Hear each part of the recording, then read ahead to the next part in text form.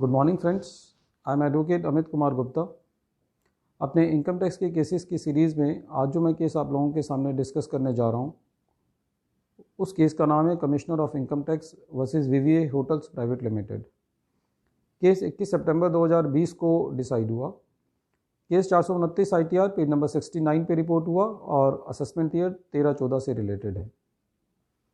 Case section 56 sub section 2 clause 7B पर है। इस केस में असेसी ने शेयर्स प्रीमियम पर इशू किए।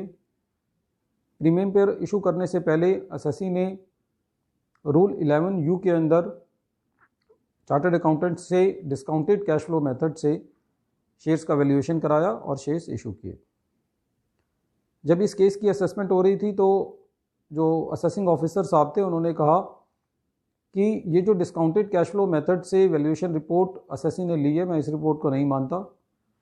उन्होंने उस रिपोर्ट के अंदर जो कमी निकाली वो ये निकाली कि ये वैल्यूएशन रिपोर्ट आगे आने वाले फ्यूचर ईयर्स के प्रोजेक्शंस पर है और जब एओ साहब ने प्रोजेक्शन से रियल रिजल्ट्स को कंपैरिजन किया तो थोड़ा सा डिफरेंस था। ये डिफरेंस बहुत ज़्यादा नहीं था।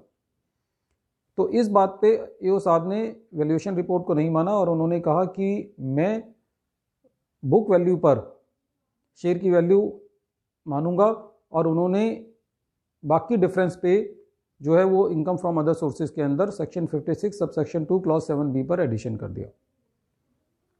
इस केस में जो डिफरेंस था वो ज़्यादा नहीं था। जो प्रोजेक्शंस में और एक्चुअल में जो डिफरेंस था वो ज़्यादा नहीं था।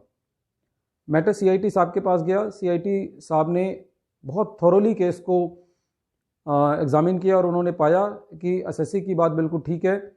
जो एक्चुअल में जो वेरिएशन है वो बहुत कम था, इसलिए असेसी की जो वैल्यूएशन रिपोर्ट है उसको माना जाना चाहिए। और ये लॉ के अंदर लिखा हुआ है कि असेसी जो है वो डिस्काउंटेड कैश फ्लो मेथड से अपनी वैल्यूएशन रिपोर्ट ले सकता है और असेसी के पास ये ऑप्शन है, या तो वो बुक वैल्यू से शेयर की वैल्यूएशन करे या डिस्काउंटेड कैश फ्लो मेथड से शेयर की वैल्यूएशन करे। और एक और उन्होंने बात कही कि जो असेसी था जब उसने ये वैल्यूएशन रिपोर्ट दी तो एओ साहब ने कोई उस वैल्यूएशन रिपोर्ट में कमी भी नहीं निकाली। ये भी एक कारण था कि CIT अपील साहब ने जो असेसी की वैल्यूएशन रिपोर्ट थी उसको माना और उस एडिशन को डिलीट कर दिया। बाद में डिपार्टमेंट ITAT गया और ITAT ने भी CIT अपील के ऑर्डर को अपील किया और एओ के ऑर्डर को कैंसिल किया।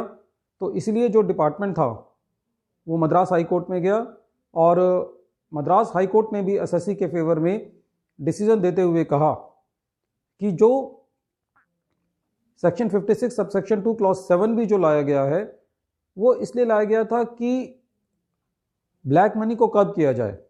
और इस केस में भी कोई ऐसी असेसी की इंटेंशन नहीं दिखी कि असेसी जो अपने काले धन को खपाना चाहता है। और उन्होंने भी ये पाया कि जो असेसी के जो एक्चुअल रिजल्ट्स थे वो प्रोजेक्शन से करीबन मैच करते थे और एओ ने असेसी ने की वैल्यूएशन रिपोर्ट में कोई भी ऐसी कमी को उजागर नहीं किया था कि जहाँ से ये पता चल रहा था कि ये टैक्स की चोरी करने के लिए वैल्यूएशन रिपोर्ट जो है वो बनवाई गई है। तो इसीलिए जो मद्रास हाई कोर्ट ने भी वैल्यूएशन रिपोर्ट को ठीक माना और ये माना कि थोड़ी बहुत वेरिएशन जो है वो हो सकती है। और इस केस में जो वैल्यूएशन रिपोर्ट की सेंटिटी जो है वो है और एओ ने जो बुक वैल्यू का मेथड जो अडॉप्ट किया है वो नहीं होना चाहिए और असेसी की बात को माना। तो फ्रेंड्स, हमें इस केस से ये सीख मिलती है कि जब भी हम वैल्यूएशन रिपोर्ट लेते हैं तो हमको ये देखना होगा कि जो हमारी जो प्रोजेक्शंस होती हैं वो बिल्कुल वाइल्ड प्रोजेक्शन नहीं होनी चाहिए। थोड़ा बहुत जो वेरिएशंस हैं वो कोर्ट्स उसको अलाउ कर देती है और हमको सेक्शन 11UA का जो मिसयूज़ नहीं करना चाहिए, क्योंकि कोर्ट्स बड़ी माइन्यूटली देखती हैं कि इस रिपोर्ट्स की सेंटिटी है या नहीं है। तो इस केस में भी CIT अपील ने, ITAT ने और मद्रास हाई कोर्ट ने तीनों ने असेसी के फेवर में डिसीजन दिया और असेसी जो है वो अपने मैटर को निकाल पाया।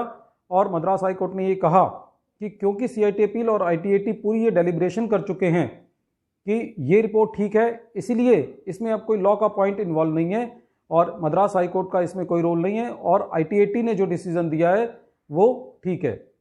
तो friends, this case is very important in understanding the provisions of section 56 sub section 2 clause 7B and this case is gives us guidelines to deal with the cases in which the addition is made under section 56 subsection 2 clause 7b by rejecting the valuation report given by the assessee on the basis of discounted cash flow method. Once again, I am repeating the name of the case.